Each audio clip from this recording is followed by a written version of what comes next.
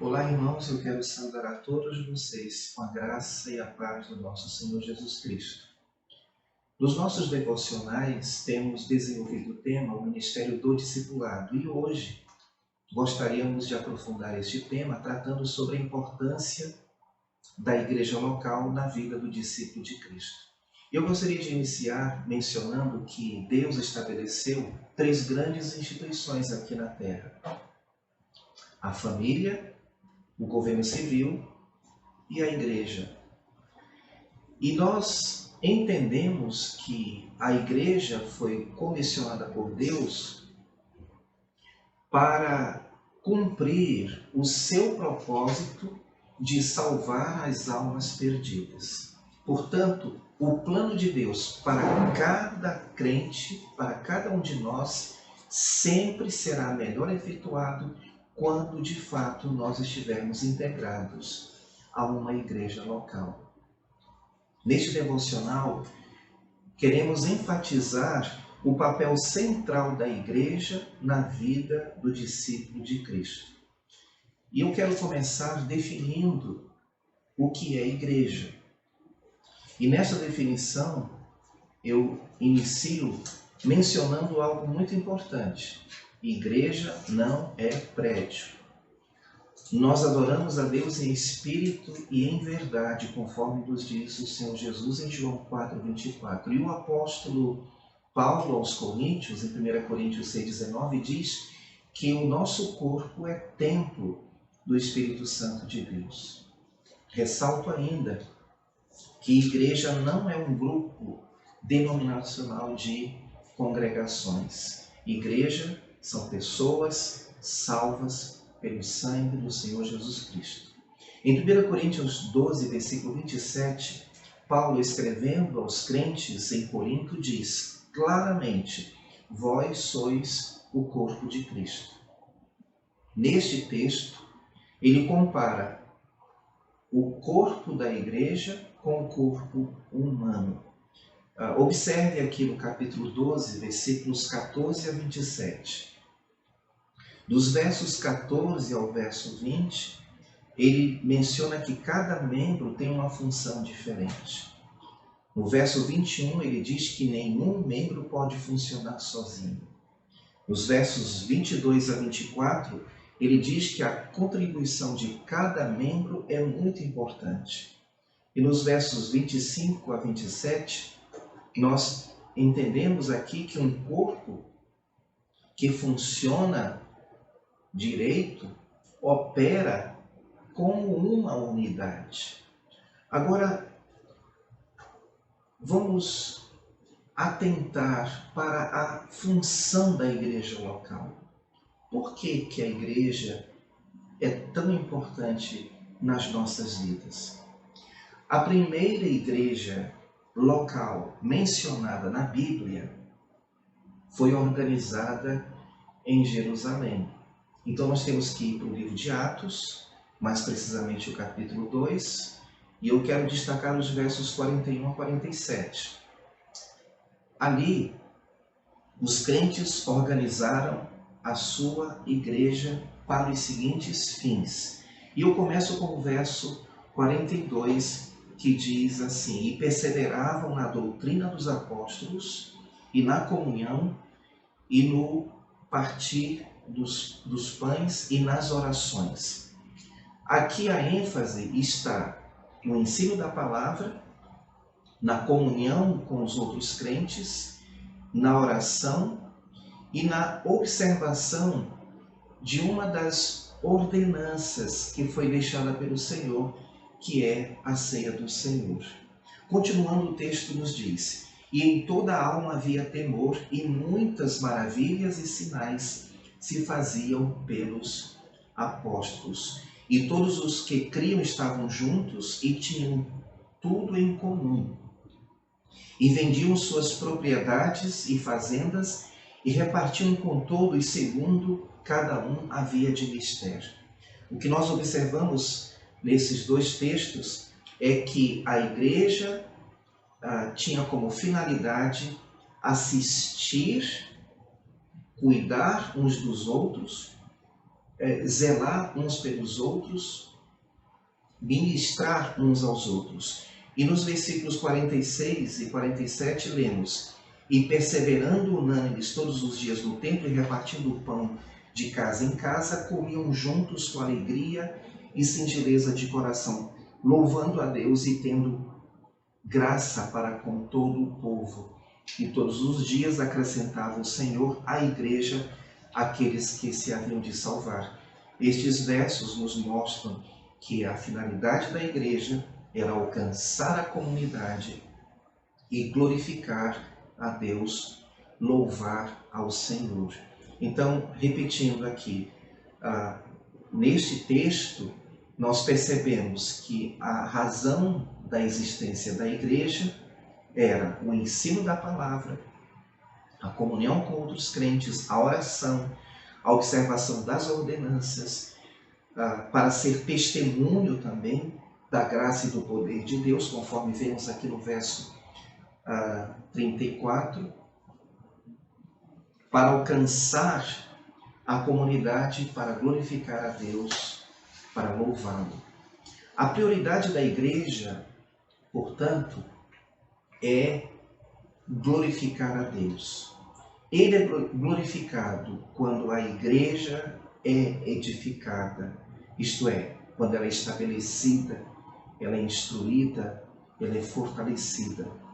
Em Efésios capítulo 4, versículos 11 a 16, lemos: ele mesmo deu uns para apóstolos, e outros para profetas, e outros para evangelistas, e outros para pastores e doutores, querendo o aperfeiçoamento dos santos, para a obra do ministério, para a edificação do corpo de Cristo, até que todos cheguemos à unidade da fé e do conhecimento do Filho de Deus, a homem perfeito, à medida da estatura completa de Cristo, para que não sejamos mais meninos inconstantes, levados em roda por todo o vento de doutrina, pelo engano dos homens, que com astúcia enganam fraudulosamente. Antes, seguindo a verdade em amor, cresçamos em tudo naquele que é a cabeça, Cristo, do qual todo o corpo, bem ajustado e ligado pelo auxílio de todas as juntas, segundo a justa operação de cada parte, faz o aumento do corpo, para a sua edificação em amor. Esta é a razão por que nós precisamos de estar integrados a uma igreja local. Deus será glorificado através das nossas vidas. E quando a igreja é edificada, Ele está sendo glorificado. Agora vamos ver como o discípulo participa da igreja local. Durante a minha vida cristã, eu devo passar por 3 estágios. O primeiro é o estágio da observação e aprendizagem. Eu observo e aprendo a ser a pessoa que Deus quer que eu seja. Em Mateus 11, versículos 28 a 30, nós lemos Jesus declarando: vinde a mim, todos vós que estáis cansados e sobrecarregados, e eu vos aliviarei. Tomai sobre vós o meu jugo e aprendei de mim, que sou manso e humilde de coração, e encontrareis descanso para as vossas almas, porque o meu jugo é suave, meu fardo é leve. Então, nesse primeiro estágio, ao começar a participar da igreja, eu vou estar observando e aprendendo, porque a igreja é o corpo de Cristo. E estando na igreja local, em comunhão com meus irmãos, eu estarei sendo cuidado por Ele. O segundo estágio é participar. Com o tempo, eu vou crescer naturalmente até o ponto que eu possa começar a servir e assumir algumas funções básicas dos ministérios que já existem na minha igreja local. E aí, o terceiro estágio é o estágio da liderança. E é muito importante nós entendermos que no contexto da igreja, liderar não é mandar, liderar é servir. Então, enquanto o meu crescimento continua, eu deveria alcançar o ponto onde eu possa ministrar a outras pessoas. Isto é liderar no contexto bíblico. Da mesma maneira como cuidaram de mim, eu vou cuidar das outras pessoas. Da mesma maneira como me edificaram, eu vou edificar outras pessoas. Isso me faz lembrar do que diz Paulo a Timóteo na sua segunda carta, no capítulo 2, versículo 2, quando ele diz: e o que de mim, entre muitas testemunhas, ouviste, confia-o a homens fiéis, que sejam idôneos para também ensinarem a outros.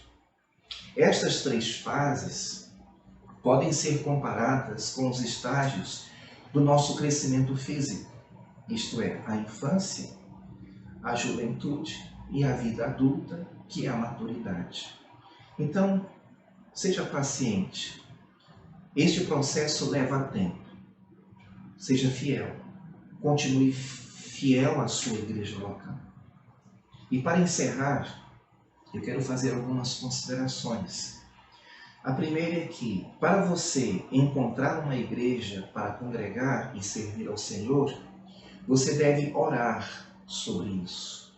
É o Espírito Santo de Deus que vai nos conduzir, vai nos dirigir a encontrar uma igreja local onde nós podemos servir ao Senhor. Peça a Deus que Ele mostre em qual igreja você deve congregar.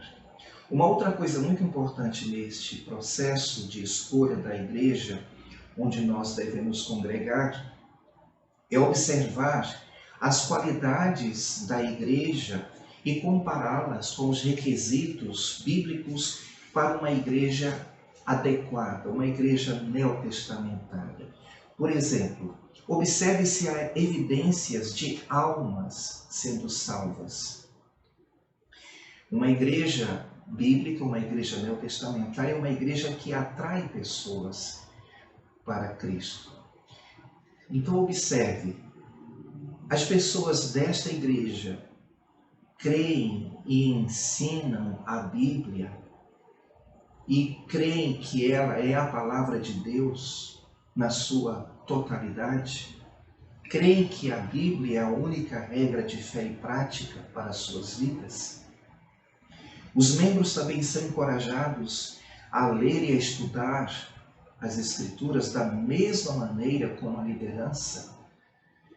Em Atos capítulo 17, versículos 10 a 12, nós lemos algo muito interessante. E logo os irmãos enviaram de noite Paulo e Silas a Bereia, e eles, chegando lá, foram à sinagoga dos judeus. Ora, estes foram mais nobres do que os que estavam em Tessalônica, porque de bom grado receberam a palavra, examinando cada dia nas Escrituras se estas coisas eram assim. De sorte que creram muitos deles, e também mulheres gregas da classe nobre, e não poucos homens. Nós observamos aqui neste texto que os irmãos desta igreja eram pessoas interessadas em estudar a palavra de Deus. Também uma outra qualidade que nós devemos procurar numa igreja para congregar é se estes irmãos ministram para as necessidades do povo.